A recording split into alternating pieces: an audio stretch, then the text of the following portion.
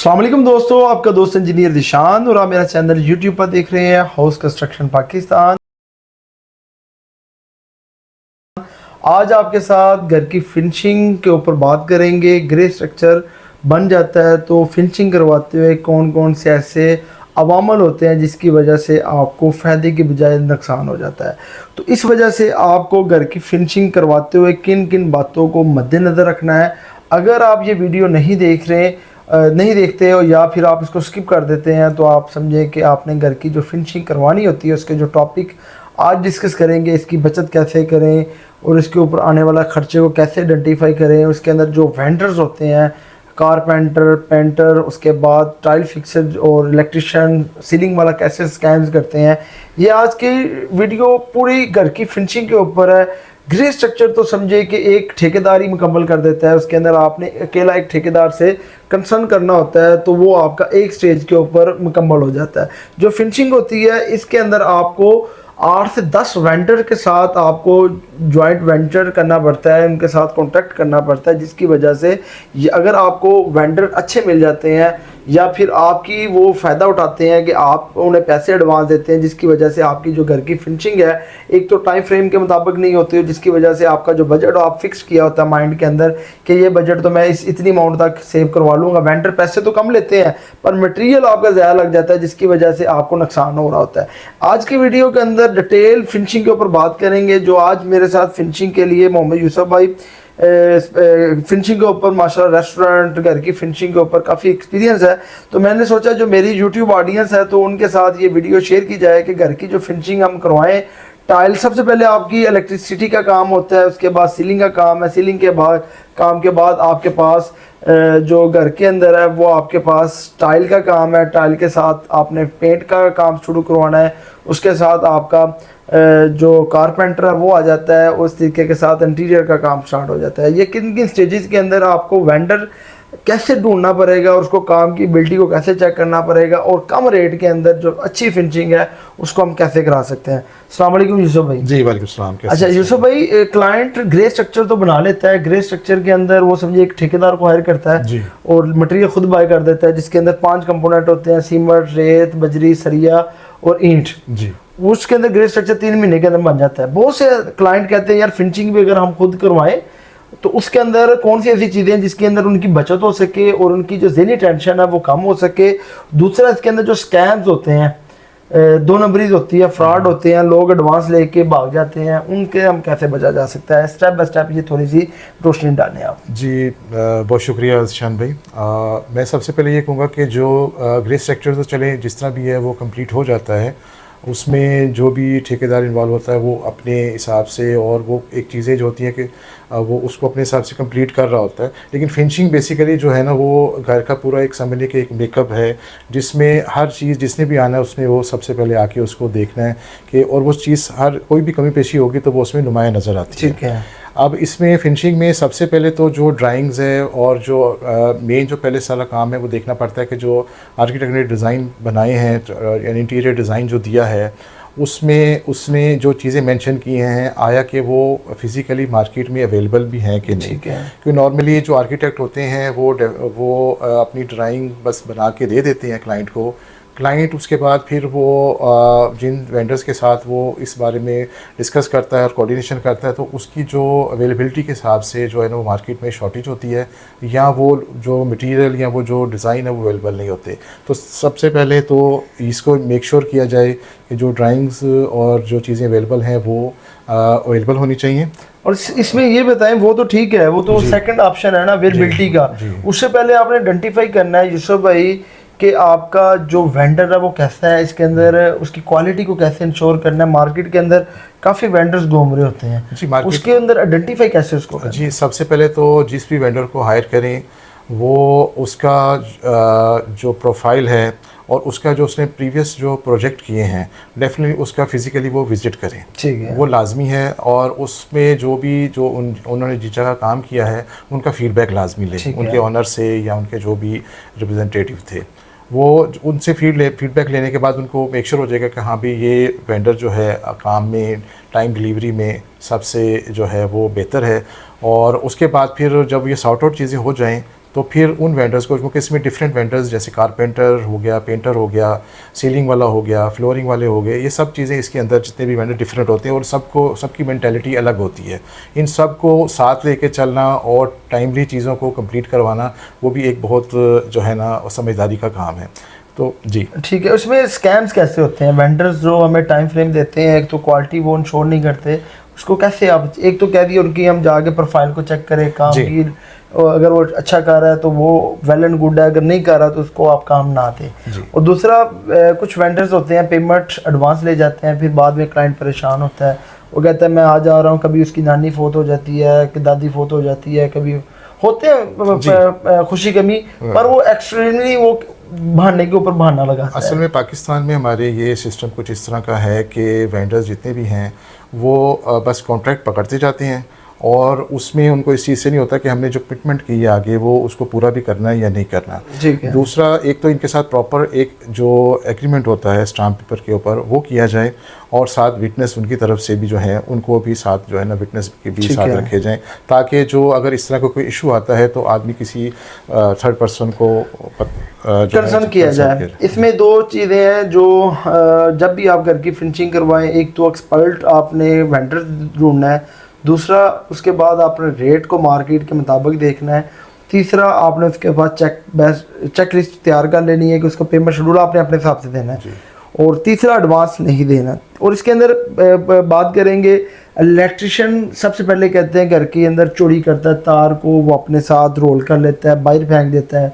Client का budget होता है 30 कॉइल का, वहाँ पे लग जाते हैं 50 कॉइल, 20 कॉइल डिफरेंट की वजह से उसका बजट एक्सीड कर जाता है। उसको हम कैसे आइडेंटिफाई करें? जी, उसमें इस तरह है कि एक तो जो वर्किंग ड्राइंग्स हमें मिली होती हैं आर्किटेक्ट की तरफ से, उसमें भी वो कैलकुलेशन हुई होती है कि इतने रोज़ लगेंगे। ठीक है। और जब आपने अगर जो ऑनर है अगर उन्होंने वहाँ पे कोई ऐसा सिक्योरिटी गार्ड अपना जो रिलायबल बंदा रखा हुआ है, उससे डेली जो है ना वो इन्वेंट्री वाला सिस्टम जो है ना उसको ज़रूर जो है ना वो मद्देनज़र रखें, और जो भी नई कोई कॉइल्स देते हैं वो कितने हैं, और at the end closing time वो सारे जितने भी कॉइल्स हैं या जो भी मटेरियल है उसकी फ़िज़िकली वो इन्वेंट्री करके जो है ना वो ऑनर को दे, ताकि जो है ना वो उनको पता हो कि हाँ भी जो चीज़ें, और बाकायदा फिर साइड पे तो कैमरे वगैरह आजकल लगे होते हैं ऑनलाइन, तो उससे भी वो टाइम टू टाइम जो है वो मॉनिटर कर सकते हैं। और दूसरा, जब भी आपका इलेक्ट्रिशियन काम स्टार्ट करता है तो आपने सबसे पहले जो कॉइल देने हैं 3, 29, 7, 29, 7, 36 के, तो उसको 2 या 3 कॉइल जो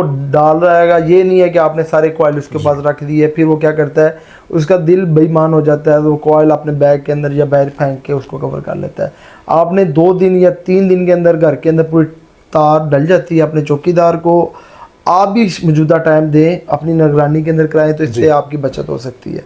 एक तो पहला बात ये होगी। दूसरा, इसके अंदर सीलिंग वाला आ जाता है। सीलिंग वाले को हम कैसे आइडेंटिफाई करें कि इसकी सीलिंग की प्लेट वाकई थिकनेस के अंदर है, दूसरा इसकी क्वालिटी कैसी है, तीसरा इसके अंदर वो सिल्वर की बजाय अपना कॉपर की बजाय सिल्वर की तार लगा रहा है, और चौथा इसके अंदर इंपॉर्टेंट क्वेश्चन आता है, सीलिंग की जो प्लेट्स बनती है 5 सूत्र तो थिकनेस के अंदर होती है, खुश्क भी होती है पर मजबूत नहीं होती। उसके अंदर वो क्या होता है कि उसको वो कहता है कि एक थैला उसका बनता है, उसके साथ 8 टैलेट बनती है, उसकी कोशिश होती है वो 18 टैले बना ले, क्योंकि लिक्विड तो गहरा बन गया है, पानी के साथ उसने हार्ड होना है, पर हार्ड के साथ उसकी जो ताकत होती है वो लूज हो जाती है। इसके बारे में थोड़ा सा आपने बताना। इसमें इस तरह है क्योंकि ये जो सीलिंग का काम जो होता है ना, क्योंकि इसमें 100% जो मटेरियल है ना वो सीलिंग वाला बंदा खुद ही, क्योंकि उनकी अपनी वर्कशॉप होती हैं, तो वो इसी तरीके से जो है ना वो उसमें कोशिश करते हैं कि मटेरियल वाइज जो है ना उसको उसमें भी जो है ना वो अपनी बचत करने की कोशिश करते हैं, मार्केट से रेट कम देते हैं और वो इस तरफ से कवर करने की कोशिश करते हैं। इसमें यह है कि जब मटेरियल आए उस मटेरियल को फिज़िकली देखा जाए, ठीक है। और जैसा कि बताया गया कि ऑनर जो है वो ख़ुद भी टाइम टू टाइम विज़िट करते रहेंगे, तो जब वो स्टार्ट काम करेंगे तो वो ख़ुद भी देख सकते हैं कि हाँ भी ये वाकई कॉपर वाइज यूज़ कर रहा है, और उसकी जो थिकनेस है जिस तरह उसने बताया उसके मुताबिक ही उस शीटों की जो है वो है कि नहीं है, तो ये उनको फिज़िकली देखेंगे तो तभी वो जो है ना वो उनको उसको फिर वो मज़ीद बेहतर तरीके से आगे कर सकते और दूसरा ये है कि एडवांस जब आप किसी को दे देते हैं फिर वो काम के अंदर उसकी लगन नहीं होती, इसके बारे में थोड़ा सा बताएं। नहीं, एडवांस देखें, उनको पहली तो बात है क्योंकि जितने भी वेंडर हैं वो कोशिश करते हैं कि हमें जितने जल्दी पेमेंट हमें मिल जाए और जितने ज़्यादा हम रिकवर कर लें वो बेहतर है। इसमें जितना वो काम करें उनके पहले तो वो कॉन्ट्रैक्ट में स्टेजेस बना ली जाएं कि जितना वो काम करेंगे उस हिसाब से उनको थोड़ा थोड़ा पेमेंट दें, ताकि उनके काम की जो परफॉर्मेंस है वो भी कैलकुलेट होती रहे और प्लस जो मटेरियल लेके आए हैं उसकी भी साथ कैलकुलेशन होती रहे। तो बेहतर यही है कि वो उतना ही एडवांस उनको दिया जाए, या जब कॉन्ट्रैक्ट में वो तो अपनी मर्ज़ी से शेड्यूल बना के दे देते हैं कि हमें मैक्सिमम जितनी जल्दी हम पैसे ले लें और बाद में ऑनर हमारे पीछे पीछे आता रहे। तो इसमें यही कि उसके शेड्यूल को दोबारा रीशेड्यूल किया जाए और उसमें जो है ना उनको इतनी ही पेमेंट दी जाए जिससे कि अगर वो भागता भी है तो किसी आप दूसरे बंदे को लेके आते हैं तो आपको फाइनेंशियली भी जो है ना वो लॉस ना। ये छोटे छोटे लॉसेस है जो आपको बाद में बिग लॉसेस बन जाता है, जिसमें आप सर पर करके बैठ जाते हैं। जनाब हमें तो टारगेट मिला था 1 करोड़ का, 10 मरला घर की फिनिशिंग है, वहाँ पे 2 करोड़ लग गया या 1.5 करोड़ लग गया। ये वो फीसिस है, लॉसेस है। उसके अंदर ये बताएं कि जब हम टाइल घर की फ्लोरिंग के लेते हैं तो इसके अंदर बी पे टाइल भी है, कमर्शियल टाइल भी है और ट्रिपल ए ग्रेड की टाइल भी है। इसको हम कैसे आइडेंटिफाई करें कि बाकी वो इस रेशो की टाइल है? कुछ दुकानदार ऐसा करते हैं कि बी पे कमर्शियल को ट्रिपल ए ग्रेड बना के बेच देते हैं। जब टाइल लगती है फिर टाइल फिक्सर कहता है कि यार ये तो मेरी टाइल ठीक नहीं, कोई अनारी किस्म का लगा भी देता है। जब आपकी लग जाती है फिर उसके ऊपर कुछ वजन आता है, क्रैक आना शुरू हो जाता है। इसकी क्या वजूहत होती है? सबसे पहले तो टाइल की जो सिलेक्शन है ना वो एक अच्छी शॉप पे जाया जाए जिनके पास ब्रांडेड जो हैं टाइल्स अवेलेबल हों। आम लोकल जगह से आप जाएंगे तो उन्होंने इस तरह की 2 नंबरियाँ बहुत करनी होती हैं, बॉक्स भी चेंज कर देते हैं और कमर्शियल टाइल को वो एक ग्रेड की भी करके सेल करते हैं। तो एक तो अच्छे जो शॉप्स हैं जो ब्रांड की तरफ से रिकमेंडेड हैं उन पर अप्रोच किया जाए और उनसे, क्योंकि जो टाइल्स के जो जैसे बॉक्सेस होते हैं उसके ऊपर हर चीज़ मेंशन होती है। और उसके अलावा फ़िज़िकली भी ये प्रैक्टिस रही है कि फ़िज़िकली भी उनको वहाँ पे 1-2 बॉक्स ओपन करवा के उसको फ्लोर पे लगा के देख लेते हैं कि भी इसमें कोई चीज़ जिसके टूटे तो नहीं हुए हैं और टाइल का जो लेवल है वो ठीक है, और ये चीज़ें उस वक्त भी जो है वो देखी जा सकती है। और प्लस उनके साथ अगर आप ब्रांडेड किसी शॉप से ले रहे हैं तो अल्हम्दुलिल्लाह फिर ऐसे इश्यूज़ ज़्यादा नहीं आते। और जब भी आपने टाइल लेनी है, पेंट लेना है, ये किसी अच्छे ट्रस्ट डीलर से और जो डिस्ट्रीब्यूटर हो कंपनी की तरफ से उससे लेनी है कि आपके साथ अगर स्कैम्स होता भी है तो उसको चेंज करवाए। दूसरा, अगर आप चेक एंड बैलेंस करेंगे, क्वालिटी कंट्रोल करेंगे तो ये आपके फ़ायदे में आता जाएगा। दूसरा ये बताएं कि हम घर के अंदर टाइल लगाएं या मार्बल लगाएं? सबसे ज़्यादा क्वेश्चन किया जाता है कि मार्बल के ऊपर ख़र्चा कम आता है, पर इसके अंदर बताएं कि दोनों के ऊपर कंपैरिजन क्या है, मार्बल की क्या पोजीशन है घर के अंदर, एक 5 मरला घर से लेके 1 कनाल घर के अंदर, और टाइल की क्या पोजीशन है? देखिए, जो फिनिशिंग वाला मामला है ना उसमें फिनिशिंग में आप जो है वो हर चीज़ को कोशिश करते हैं कि उसकी लुक वाइज अच्छा हो, तो टाइल को प्रेफर किया जाता है। इसकी रीज़न ये है कि उसमें शाइनिंग के हवाले से भी डिफरेंट है, ऑप्शंस उसके अंदर होती हैं। दूसरा, टाइल फ्लोर के ऊपर लगी हुई अच्छी लगती है, मार्बल में वो उस हिसाब से शाइनिंग नहीं आती। और इसके अलावा ये है कि वो उसमें डिज़ाइन भी अच्छे मिल जाते हैं। आप उसमें अगर कुछ कटिंग करके कुछ डिज़ाइन बनाना चाहिए वो भी बेहतर हैं। तो मार्बल बेसिकली ज़्यादातर तो जो शेल्फ वगैरह या उस पे या सीढ़ियों के हवाले से वहाँ पे वो सूट करता है। प्राइस के अंदर कितना फ़र्क है दोनों? प्राइस का जो है वो अगर कंपैरिजन करेंगे तो मार्बल सस्ता पड़ता है, ठीक है, लेकिन यह है लुक वाइज और जो हमने घर की जो फिनिशिंग के हवाले से उसको देखना होता है क्योंकि ज़ाहिर है डेकोरेशन और इन चीज़ों के हवाले से तो स्टाइल जो है वो प्रेफर की जाती है। और दूसरा ये है कि जब मार्बल आप लेते हैं वो एक कलर का नहीं होता, उसके अंदर कलर कम्बिनेशन का फ़र्क आता है। उसके अंदर फिज़िकली जो इंस्ट्रक्शन करते हैं उसकी जो सरफेस होती है उसके अंदर वाइट्स होते हैं, क्रैकनेस होते हैं, जिसकी वजह से पानी के नीचे जाने के चांसेस बढ़ते हैं। इस वजह से हम मार्बल को प्रेफर नहीं करते। अगर आप 1 कनाल का 5-10 मरला का घर इंटीरियर डिज़ाइन के मुताबिक बना रहे हैं तो हम टाइल को करते हैं ट्रिपल ए ग्रेड के अंदर, जिसके अंदर आप अरानी लगाएं, ओरिएंट लगाएं, और उसके बाद पाकिस्तान मेड की जितनी भी टाइलें अगर आप लेते हैं तो उसके अंदर आपको फिज़िकली ये पता होना चाहिए कि उसका ग्रेड कैसा है। ट्रिपल ए ग्रेड कहते हैं, पर वो क्वालिटी के अंदर भी जब आपका टाइल फिक्सर अच्छा होगा, वो लगा रहा होगा, तो वो आपको बता देगा इसका क्या ग्रेड है, किस तरीके के साथ। अगर आपका टाइल फिक्सर ही अनारी होगा तो 3000 रुपये पर मीटर से लेके 10,000 रुपये पर मीटर की टाइल लगाते हैं, तो वो सारी की सारी टाइल का समझे कि क्वालिटी भी ख़राब कर देगा, फिज़िकली भी ख़राब कर देगा, लेवल भी ख़राब कर देगा। और करोड़ों रुपये लगा रहे होते हैं, उसमें आपने टाइल फिक्सर का जो वेंडर्स है ये ढूंढ के अच्छे तरीके के साथ करना है। और तीसरा इसके अंदर बताएं, दरवाजे लकड़ियाँ मार्केट से बाय करते हैं एशवुड येलो पाइन के अंदर, तो उसके अंदर भी समझे कि काफ़ी स्कैम्स होते हैं। कुछ फटे उसके स्क्वायर फुट के अंदर देते हैं, कुछ क्यूबिक फीट के अंदर देते हैं। तो अमूमन तौर पे ये बताएं कि लकड़ी खुश्क लगानी चाहिए या गीली? जी, लकड़ी तो डेफिनेटली खुश्क ही लगानी चाहिए। और इसमें जो जब वो आप ये मटेरियल लेने जाते हैं तो उसमें वो वेट के अंदर जो है उसको के फट्टों की जो उसकी जो थिकनेस है और लेंथ के हिसाब से उसके रेट में फ़र्क होता है। अगर आप ख़ुद इस चीज़ को परचेज़ कर रहे हैं तो उसमें फिर जो है ना आप एक अच्छी चीज़ ले सकते हैं, क्योंकि ये जो कारपेंटर आपने जिनको लमसम मटेरियल के साथ अगर आप करते हैं तो उसमें वो फिर इसमें स्कैम करते हैं। वो कम थिकनेस और कम लेंथ वाले और उसमें कुछ गांड वाले होते हैं वो ला के फिर वो उसमें आपको कर देते हैं कि जो बाद में जो है ना वो वक्ती तौर पे तो ठीक लगता है, जब वक्त के तकाजे के साथ वो कैमरिंग आउट हो जाती है, डायगोनल आउट हो जाता है, ये इशू आते हैं। तीसरा ये बताएं कि एल्यूमिनियम लगाते हैं घर के अंदर, एल्यूमिनियम की गेज को कैसे चेक किया जाए, उसके रेट को कैसे मैनेज किया जाए? 1.2, 1.6 या 2 mm कौन सी सूटेबल रहती है घर की? 5 मरला घर के अंदर कौन सी लगानी चाहिए?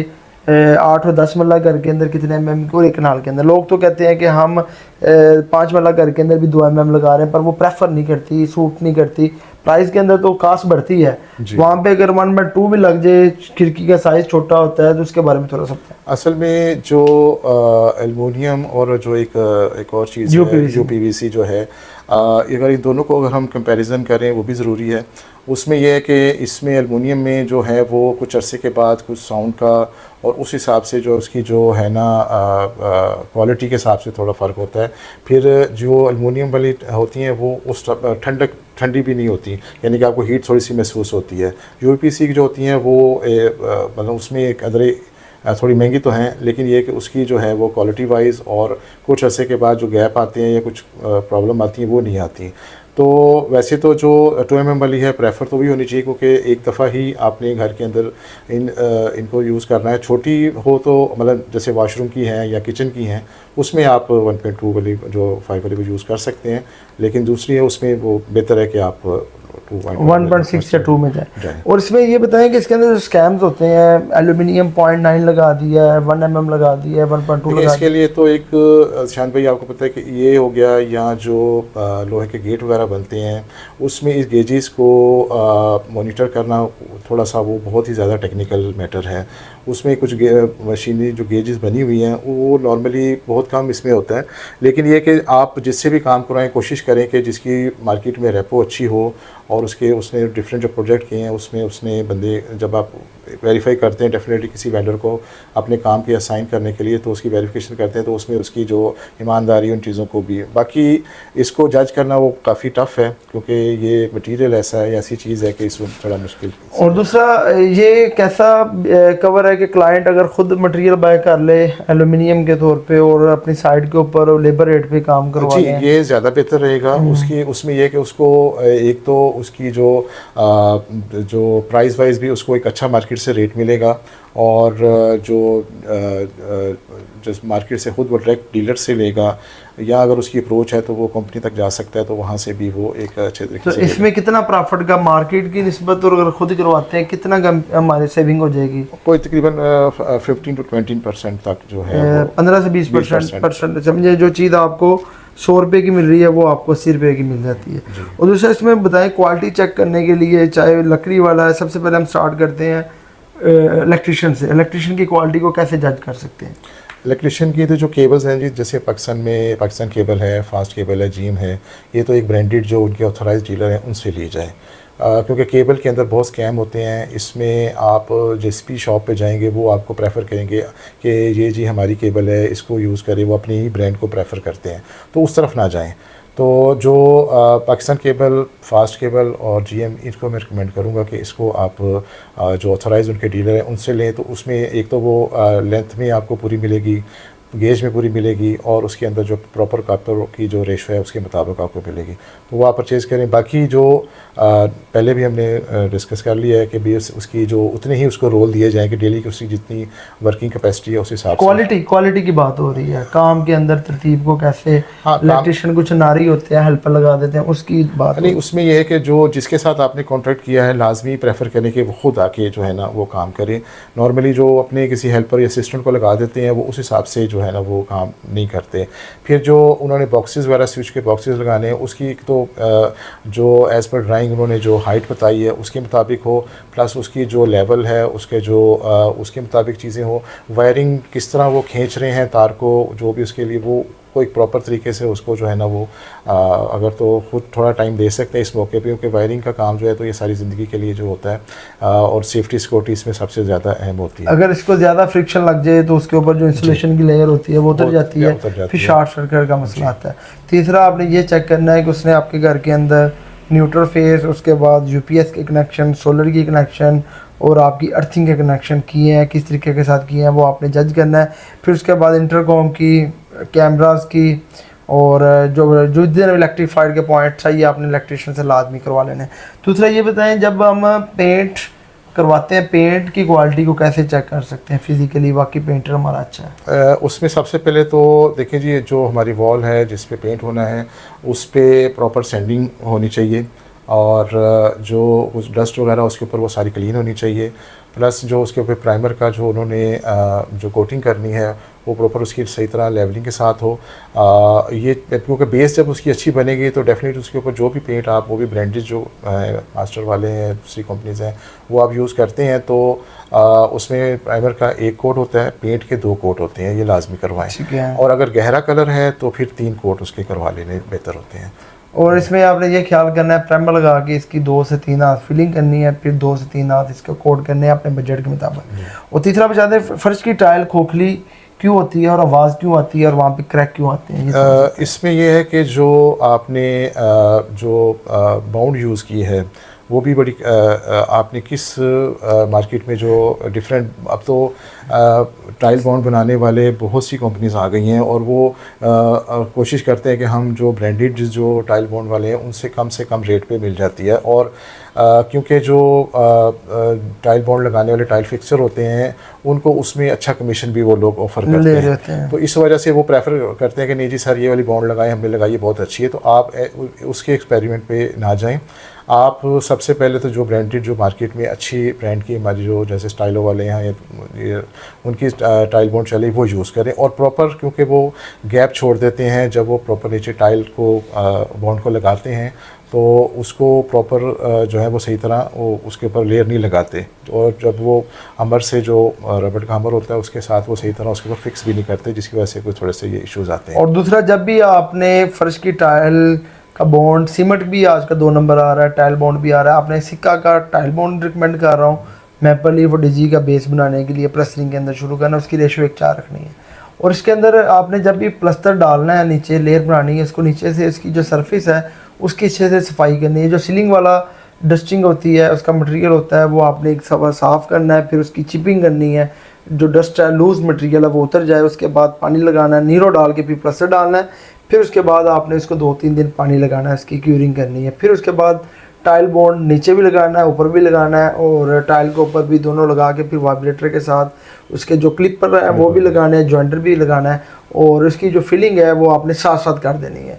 फिलिंग को भी 1 से 2 दिन पानी लगाना है ताकि उसके बाद उसकी जो हार्डनेशन होती है वो क्लियर हो जाए। उसके बाद उसके ऊपर टेपिंग लगा के आपने उसके ऊपर प्लास्टिक पर डाल देना। अगर आपकी शाइन टाइल, अगर मैट है तो उसके ऊपर पॉलीथीन शीट डाल के तो उसको आपने प्रोटेक्ट कर लेना है। और ये जो चीज़ें हैं उसमें आखिर में ये बताएं कि हमारे पास जो प्लम्बर और इलेक्ट्रिशियन की जो वर्किंग होती है इसको टेस्ट का तो चलो इलेक्ट्रिशियन का तो बता दिए एक अच्छा प्रोफेशन, प्लम्बर के टेस्ट को कैसे चेक किया जाता है कि जो उसकी पानी की लीकेज है वो ना हो और उसके बाद जो उसका प्रेशर है वो ठीक हो? ज़ाहिर है जब उसने अपनी वो वायरिंग प्लम्बर ने कंप्लीट कर ली है तो उसमें फिर पानी के प्रेशर दे के फिर चेक किया जाता है उसको। एक तो ये भी तरीका है और उसके अलावा जो है इसमें यूपीवीसी के अंदर उसका जॉइंट अच्छे से लगे हैं, उसके ऊपर आप समझे जो उन्होंने वो जो यूज़ करते हैं मलमल का कपड़ा, उसके ऊपर वो लिक्विड के ऊपर लगे। आजकल जो यूपीवीसी के पाइप आ रहे हैं, उसको अगर सोल्यूशन के साथ अच्छे सोल्यूशन के साथ लगाते हैं, उसकी फिलिंग अच्छे से कर देते हैं, तो वो आपका लीक नहीं होता। तो एहतियातन तौर पे जहाँ पे पी ट्रैप आ रहा है, चीनी का पी ट्रैप आपने कहीं नहीं लगाना, आपने यूपीवीसी का पी ट्रैप डालना है, मल्टी पी ट्रैप डालने हैं। तो इस तरीके के साथ आप कवर कर सकते हैं। और जितने भी सीवरेज के पाइप हैं वो आपने इसके ऊपर बजरी डालनी है, चाहे आपके वाशरूम्स के अंदर हो, चाहे आपकी सीवरेज सिस्टम के अंदर हो। आज की वीडियो के अंदर आपको तमाम घर की जो फिनिशिंग के मुलाजमात है, घर की फिनिशिंग को आप खुद करवाने से क्या कितनी बचत कर सकते हैं। और ये बताएं, अगर हम किसी बिल्डर से या किसी इंटीरियर डिज़ाइनर से घर की फिनिशिंग करवाते हैं, तो वो समझे कि मार्केट से 20 से 30% उसके ऊपर विद अमाउंट के ऊपर चार्ज कर रहे होते हैं इंटीरियर वाले, और मुख्तलिफ किस्म के फिनिशिंग वाले वो ले रहे हैं 15%। अगर हम खुद कवर करते हैं तो हम कितनी बचत कर सकते हैं, उनकी निस्बत और क्वालिटी कितनी इम्प्रूव कर सकते हैं। सबसे पहले तो ये है कि जी आप फिनिशिंग करवाने के टाइम आपके पास अगर वक्त है और आप साइट पे अपने टाइम दे सकते हैं, तो उसमें बेहतर है कि आप खुद जो है ना वो मटेरियल परचेज़ करें और जो है ना इन चीज़ों को आप लेके चले। तो इसमें जो बचत के वाले से आप कहते हैं, एक तो आपने जो मटेरियल लिया होगा उसकी क्वालिटी बहुत अच्छी होगी,